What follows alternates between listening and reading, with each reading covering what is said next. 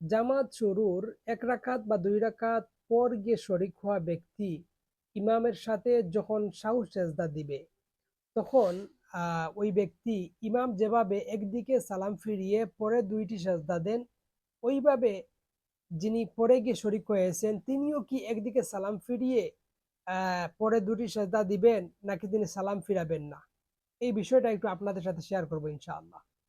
এ বিষয়ে ফতোয়ায়ে শামির মধ্যে উল্লেখ করা হয়েছে। আমি নিচে এবারতটা দিয়ে দেব।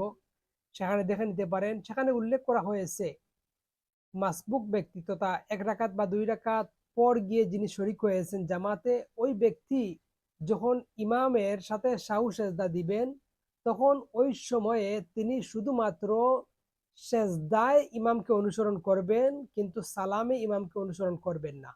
অর্থাৎ তিনি ইমামের সাথে যখন সাহু সেজদা দিবেন, তো ওই সময়ে তিনি ইমাম একদিকে সালাম ফিরাবেন, ডান দিকে সালাম ফিরাবেন, পরে তিনি সেজদায় যাবেন। কিন্তু মাসবুক যিনি পড়ে গিয়ে শরিক হয়েছেন, তিনি ইমামের সাথে একদিকে সালাম ফিরাবেন না। বরং তিনি সেটাকে অনুসরণ না করে বরং ইমাম যখন একদিকে সালাম ফিরিয়ে যখন তিনি সেজদায় চলে যাবেন, তখন তিনি ইমামকে অনুসরণ করবেন।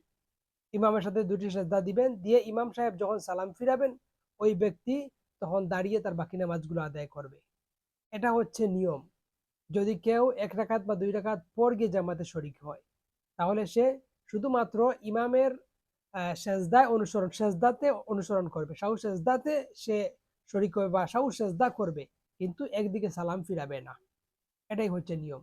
সুতরাং এই বিষয়টা আমরা একটু ফলো করার চেষ্টা করব।